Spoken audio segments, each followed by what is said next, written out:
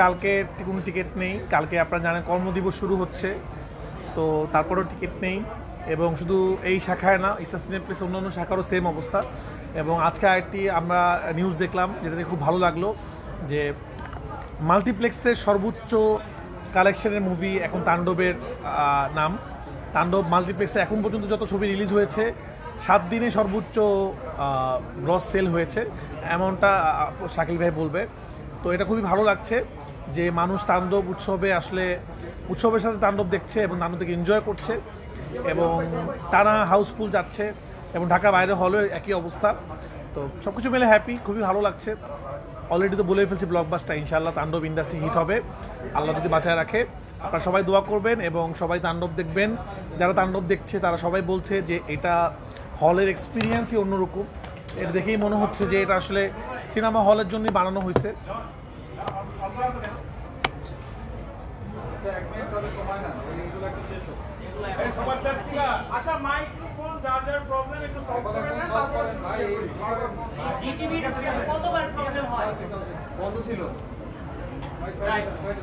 সবাই ওকে?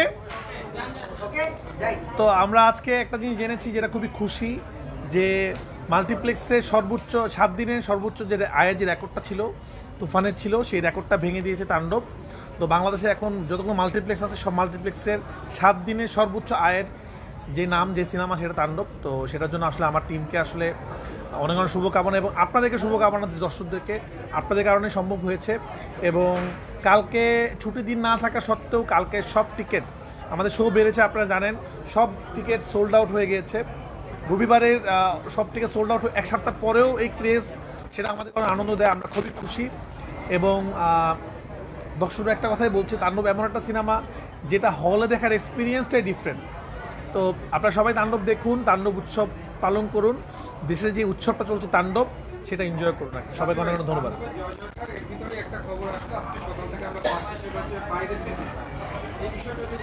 আমার মনে হয় এই বিষয়ে শাকিল ভাই বলবে। তো যেহেতু এটা ডিস্ট্রিবিউশন অ্যাঙ্গেলের প্রশ্ন, আমি যেহেতু ডিরেক্টর, এটা আমার শাকিল ভাই বললে ভালো হবে। দেখেন, আমি আমারও চোখে পড়েছে এটা। একটা দুটা ফাইল আমরা দেখেছি যে সোশ্যাল মিডিয়াতে ঘুরে বেড়াচ্ছে। দেখেন, আপনার সারা পৃথিবীতে যত বড় বড় সিনেমা হয়েছে, ব্লকবাস্টার সিনেমা, ধরেন একটা এক্সাম্পল দিই, আপনি যদি ওপেনহাইমারের কথা বলেন, পরের দিনই ওপেনহাইমার পাওয়া গেছে। আবার আপনি যদি পুষ্পা 2 এর কথা বলেন, 5th ডেতেই পুষ্পা 2 পাওয়া গেছে। পুষ্পা 2 কিন্তু 1000 কোটি টাকা ব্যবসা করেছে। তো দেখেন, আমাদের সবসময় এটা তো আসলে আমাদের আমরা যখন সিনেমা নিয়ে কাজ করি, এটার ভেতর দিয়ে আমাদের সবসময় যেতে হয়। আপস অ্যান্ড ডাউন সবসময় থাকে। আপনি দেখেছেন তুফানের সময় হয়েছে, কিন্তু তুফানের সেটাতে আমি মনে করি না, রাফি যেটা বললো যে আপনার এই তাণ্ডব যে যে সাউন্ড, যে কালার, এবং যে অভিনয় দক্ষতা সবার, এবং এটা বড় স্ক্রিনে যে উপভোগ করার একটা বিষয়, সেটাতে সেটা আমার ধারণা দর্শকরা খুব ভালোভাবে জানে। আমি আপনাকে একটা এক্সাম্পল দিই।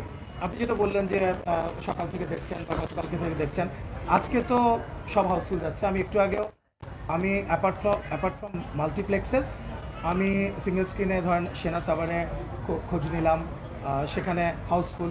আপনার বগুড়ার মধুবনে আমি মধুবনের মালিককে ফোন করে জিজ্ঞেস করলাম, উনি বললেন সকালের শোয়ে 10টা টিকিট বাদে সব হাউসফুল। সো আমাদের সিঙ্গেল স্ক্রিনগুলোও দুর্দান্ত দাপটে তাণ্ডব চলছে।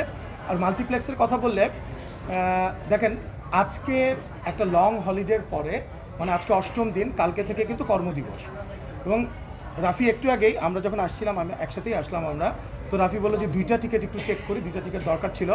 কালকে সকাল 11টা, মানে কালকে কর্মদিবসের সকাল 11টার একটা শোতেও আমরা 2টা টিকিট পাইনি। আপনারা এখনই যদি চেক করেন। সো দর্শক কিন্তু আসলে আমার মনে হয় না, দেখেন, ফর একটা সময় তো সিনেমাটা ওটিটিতে আসবে, তাই বলে কিন্তু দর্শক সিনেমা হলে আসবে না তা কিন্তু না। সো যখনই আমাদের, সো আপনি বড় বড় সিনেমা যেগুলাই বলেন, আজকে পুষ্পা 2 থেকে শুরু করে যেগুলো বড় বড় ব্যবসা করেছে, সো তাদেরও যখন এরকম দু একটা ফাইল দেখা গেছে সোশ্যাল মিডিয়াতে, তারা কিন্তু একটা পাইরেসি কন্ট্রোল এজেন্সি, ইন্টারন্যাশনাল একটা এজেন্সি নিয়োগ করে তারা করে।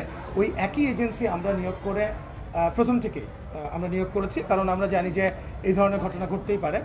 তো সেখান থেকে আমরা এটা কিন্তু একটা কন্ট্রোলে নিয়ে এসেছি, এবং আপনারা দেখবেন যে যে কোনো সোশ্যাল মিডিয়াতে, আমি একটু আগেও চেক করলাম, খুব একটা আপনি সকালে হয়তো যেরকম দেখেছেন এখন না, এবং ঠিক যে কোনো একটা ফাইল আপনি দেখতে পেলে সেটা 1 মিনিট 2 মিনিটের মধ্যে সেটা নামিয়ে দেওয়া হচ্ছে।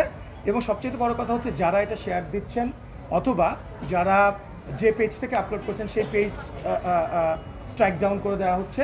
এবং অনেকে বুঝে না বুঝে যদি শেয়ার দিয়ে থাকে এই ধরনের কোনো কিছু, ইভেন ক্লিপ, আমি এর আগেও বলেছি, কোনো একটা ক্লিপ ভিডিও করে কেউ যদি শেয়ার দেয়, এটাও কিন্তু একটা পাইরেসির অংশ। এর আগেও আমি বলেছি। আমি একটা কথা একটু শেয়ার করি, এটা আমি আগের সময় বলেছিলাম, এটা আমার অভিজ্ঞতা শেয়ার করি। কারণ অলরেডি শাকিল ভাইরা তো যেটাই হয়েছে সেটা জন্য আইনি পদক্ষেপ নিবে। সুরঙ্গ সময় আমরা যখন আসলে 5 জনকে অ্যারেস্ট করেছিলাম, তারপরে তারা তো জেলে চলে গিয়েছিল, 5 জন ছেলে অ্যারেস্ট হয়েছিল, এর মধ্যে 2 জন পাইরেসি করেছিল আর বাকিরা শেয়ার দিয়েছিল আসলে। তারপরে তাদের মা বাবা আমাদের কাছে আসে, আমাদের অফিসে আসে, শাকিল ভাইয়ের সাথে দেখা করে যে আমাদের ছেলেরা ভুল করে ফেলছে। তা আমি একটা কথা বলতে চাই, তারা এখনও মনে হয় জেলে আছে, কারণ এটা তো আইনের অপরাধ। অনেকে বুঝে না বুঝে বিভিন্ন রকমের সিনেমার ক্লিপ, বিভিন্ন লিঙ্ক শেয়ার দেন। আমি অনেক সাধারণ দর্শকদেরকে বলছি বা ইয়াং ছেলেদেরকে বলছি, তারা হয়তো বুঝতে পারেন না, এটা ফান মনে করেন, আমার কাছে একটা জিনিস আছে, যে কোনো সিনেমা হতে পারে আসলে। যখন এটা আইনি পদক্ষেপ যখন নেওয়া হবে, তখন কিন্তু যে মানুষটা এটা শেয়ার দিয়েছেন সেও কিন্তু এটা আয়ত্তে পড়বেন। তখন কিন্তু এটা বলার সুযোগ নাই যে আমি তো এমনি জাস্ট মানুষকে দেখাইছি, এটাও একটা অপরাধ। তো আমি এটা কেন বলছি, কারণ আমার মনে আছে যখন আমাদের কাছে সুরঙ্গর পরে এই ওনার ফ্যামিলি এসেছিল, যে আমাদের অনেক ডিরেক্টর আমাদেরকে ফোন দিচ্ছিল যে মিরপুরের থেকে একজনকে অ্যারেস্ট করা হয়েছিল। তো আমরা চাই না ভুল করে ফেসে যাক, এটা আমরা বারবারই বলছি। আপনারা মানে ফিল্মে কিছু আপলোড করবেন না, আপনার পেজে কোনো লিঙ্ক আপলোড করবেন না, এটা দণ্ডনীয় অপরাধ, এখানে সাবধানে থাকবেন। এবং আমি বিশ্বাস করি যারা বাংলা সিনেমা ভালোবাসেন, বাংলা সিনেমা দেখেন, যারা সিনেমা হলে সিনেমা দেখেন, তারা চুরি করে সিনেমা দেখবেন। তারা সিনেমাকে ভালোবাসে, তারা সিনেমা, যারা ওইরকম কপি সিনেমা দেখতে চায় তারা কোনোদিন সিনেমা হলে আসে না।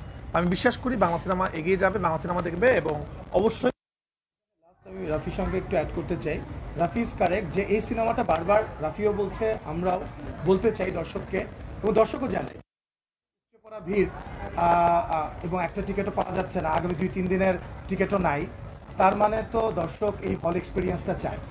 আর আরেকটা জিনিস, এটা খুব সহজভাবে নেওয়ার কিছু নাই, যে কোনো একটা অথবা এটা কিন্তু আমি পদক্ষেপ নেওয়া হবে। আমরা যে শুধু মুখে কথা বলার জন্য বলি না, এটা আমরা সুরঙ্গের সময় প্রমাণ করেছি। এবার 5 জন না 10 জন 20 জন অ্যারেস্টেড হবে যদি প্রয়োজন হয়। আর আপনি যেটা কথা বললেন সেটা রুট কজও আমরা খুঁজে বের করেছি। আমরা খুব সহজভাবে নিচ্ছি না এটাকে, এটা অলরেডি তদন্ত শুরু হয়ে গেছে, এবং এটা আমরা এবং আমাদের প্রয়োজন ছিল প্রথমে এটাকে কন্ট্রোল করা, এবং এটা আন্ডার কন্ট্রোল। এবং Immigration to Canada. We provide the best quality service and solution for Canada immigration. Please visit our website and contact for details.